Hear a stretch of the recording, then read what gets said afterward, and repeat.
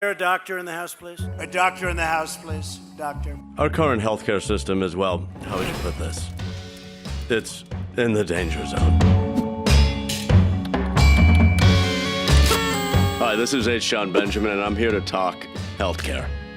We're in the richest country in the world, and my man can't get his legs sewn up? Today, more than 30 million Americans still don't have health insurance, and even more are underinsured. No insurance. Even for those with insurance, costs are so high that medical debt is the #1 cause of bankruptcy in the United States. Tennesseans are being forced into bankruptcy. Credit completely destroyed. $7.8 million worth of medical bills. We spend significantly more on our national GDP on healthcare, far more per person than any other major country. We should be having by far the best healthcare system in the world because we're spending so much money. And despite spending more, Americans actually have many worse health outcomes and a higher infant mortality rate than countries that spend less. If I bought a car for $50,000 and you bought a car for $25,000, I have every reason to believe that my car is going to be a lot better car than your car. We have a responsibility as Americans to ensure everyone has actual health care. Oh, really? I'm sorry. I thought this was a free country. I didn't know we were in communist Sweden. If we were living in Sweden, we'd have universal health care. We need to be spending our dollars on doctors, nurses, mental health specialists, dentists, and other professionals. We must invest in the development of new drugs and technologies that not waste hundreds of billions of dollars a year on profiteering, huge executive compensation packages, and outrageous administrative costs. Don't take this personal, Doc. Y'all a bunch of goddamn crooks. Sheesh. The giant pharmaceutical and health insurance lobbies have spent billions of dollars over the past decades to protect their greed and ensure that their profits come before the health of the American people. I'll strip you of everything you hold dear, or I drag you down to a sordid death. When we all stand together, we're going to be able to take on the insurance companies and the drug companies and Wall Street and everybody else, and to do what we should have done decades ago. Joining every major country on earth in guaranteeing health care to all people as a right, not a privilege, through a Medicare for all single-payer program. You will no longer be writing checks to private insurance companies.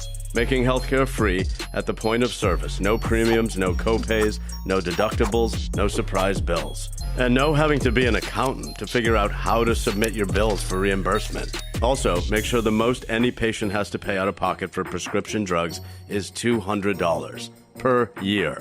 And to do all this, we need to elect the only candidate who's been fighting for a just healthcare system since before many of us were even born. I'm talking about, of course, Senator Bernie Sanders. Old square guy who talks about issues.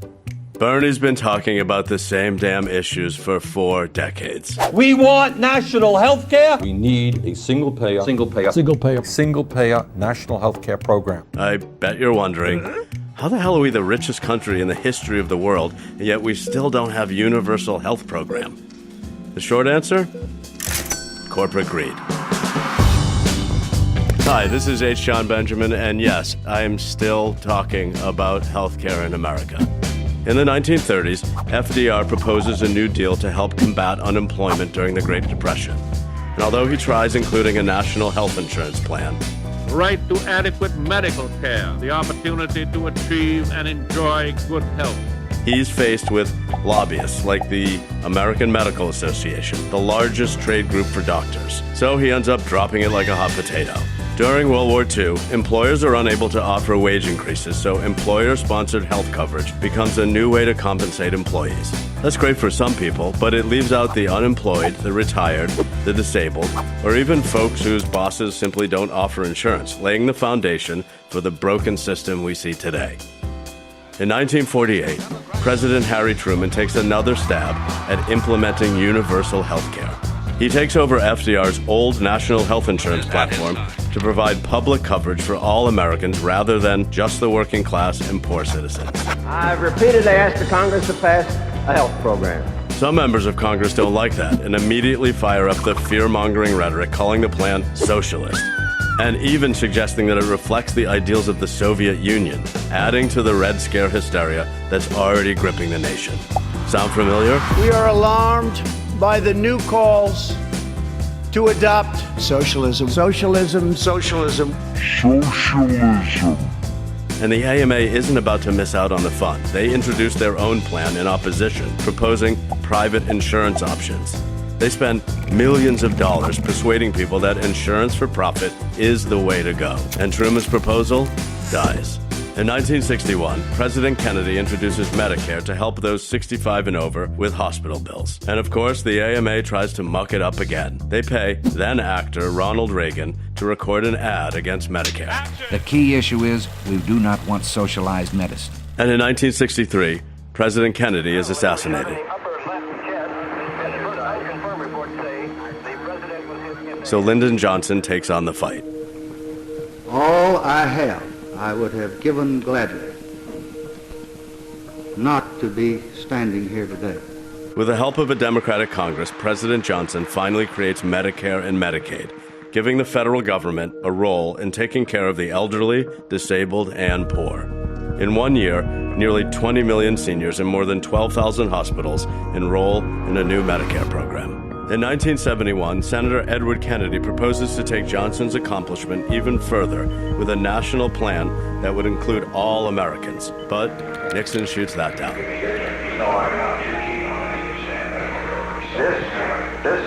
is a private enterprise one. All the incentives are toward less medical care. In the 1980s, Reagan happens. I forgot what I was going to say. He cuts Medicare, Medicaid, and loosens regulations so more private companies can profit from your health care. Bill Clinton tries to reverse the damage and proposes a middle ground solution that mixes universal coverage and private insurance. To have a combination of private market forces and a sound public policy. This plan goes nowhere. But Clinton does manage to pass the Children's Health Insurance Program, CHIP, for kids 18 and younger. Since I signed the CHIP program into law, 2.5 million children have been able to get insurance through this program. George W. Bush then modifies Medicare to include an optional program called Medicare Part D, which uses private companies to cover the costs of prescription drugs. They never stop thinking about new ways to harm our country and our people, and neither do we. Seniors, beware of Republicans bearing gifts. Today, the president signed a Trojan horse. Around that time, the conversation surrounding healthcare slows down in America quite a bit because, well,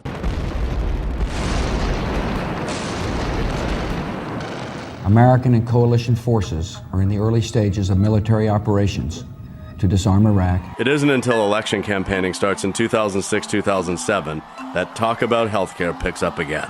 March 23, 2010, President Obama signs the Patient Protection and Affordable Care Act, otherwise known as Obamacare. And there was much rejoicing. Just kidding. Of course not. Obamacare is a disaster. Train wreck. Families don't even feel like they have health insurance. Prior to the Affordable Care Act, about 1 in 7 Americans were denied health coverage due to pre-existing conditions like asthma or cancer. With Obamacare, all Americans are mandated to buy insurance with the help from the government. And with Trump, that mandate was repealed, undercutting the core of the ACA. By the time 2020 campaigning rolls around, everybody's talking about a radical, bold, new idea. Medicare for all. Medicare for all. Medicare for all. Medicare for all. Medicare for all, single-payer system. In fact, the first 45 minutes of the second Democratic debates is entirely dedicated to whether or not we're ready to move to a single-payer healthcare system.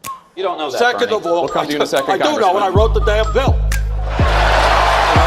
But the reality is, Medicare for All is not new. In fact, our man, the one and only Bernie Sanders, has been fighting to implement healthcare for as long as he's been in politics. And what we have got to do is move toward a single-payer system, which essentially says to the 1,500 private insurance companies, thank you, you've had your day, we can no longer afford to keep you. Bernie once said in a 1986 interview that he will continue to rock the boat until justice is done. And true to his word, the boat rocks on. What do you do about the cost? How are you going to pay for this? How are you going to pay for this? How are we going to get the money to pay for that? The truth is, we are already paying for our broken healthcare system. Why are you so shocked by this? Hi, this is H. John Benjamin, still talking about the healthcare crisis in America. Right now, we spend over $3 trillion a year on a crappy, broken system. Price is wrong, bitch. We pay about twice as much per person as our friends in Japan and Germany. And for what? To have over 30 million people uninsured and over 40 million who can't afford the insurance they have. I think I want my money back. We're already projected to spend more than $50 trillion over the next 10 years for a system only a big pharma executive could love. A lot of that money comes from the government, but the rest, it comes from you.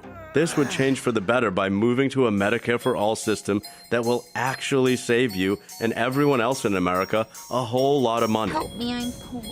Don't take that from me. Take it from a conservative study backed by the Koch brothers. Let me explain how. First, let's talk taxes. I know, that's bad, but let's do it. What Republicans and the for-profit healthcare industry don't want you to understand is that we're not talking about new money. We're talking about money that's currently being taken right out of your pocket by drug and insurance companies. Let's call this money the corporation's tax you tax. For example, the cost of an employer health plan for a family of 4 is $28,000, over $12,000 of which is paid directly by the employee through premiums and out-of-pocket costs. In fact, if you include healthcare premiums, the United States is already one of the highest taxed nations in the world. All that corporations tax you tax is why the healthcare industry reports over $100 billion in profits last year alone. From a nurse's point of view, where is all the money going? Why is it so expensive? It goes into CEO's salary. Sometimes it goes into magnificent atriums in hospitals while they're closing down other community hospitals. Can you believe? In place of this, we're going to have a progressive system that saves most Americans some dough. When Bernie is president, we will reverse decades of cutting taxes on the wealthy and make large corporations and the richest Americans pay their fair share. That means higher rates for millionaires, taxing unearned income from Wall Street the same as normal income paid by working people, imposing a fee on the biggest financial institutions, and restoring the estate tax so billionaires finally pay back into the society they profited so much from. We will completely eliminate premiums, co-pays, and out-of-pocket costs and fund Medicare for All with progressive tax revenue. Oh, yeah! Second, you don't even want to know how much the United States wastes on processing paperwork. It adds up to hundreds of billions of dollars. We're going to replace this Byzantine system of paperwork and billing with one single payer, Uncle Sam. That is not where the money should go on paper pushing. Estimates show Medicare for All could save more than $500 billion each and every year on administrative costs. Oh, this is it. It's impressive. Thirdly, Americans pay more for prescription drugs than anywhere else in the world. Why? Big Pharma. We're getting ripped off by the drug companies. Many of these drugs were developed using government research and grants, yet are turned around and sold at sky-high prices to those who desperately need life-saving medication. We're going to stop this outrageous price gouging and cut the costs of prescription drugs for patients and hospitals by more than half. This will save more than $100 billion per year. With a system that produces billions in profits for the insurance industry and drug companies, while tens of thousands of people die each and every year because they can't afford care. The question in the richest nation in the history of the world shouldn't be, can we afford to provide health care to all Americans as a human right? How many are willing to transition to what the senator says, a government-run system?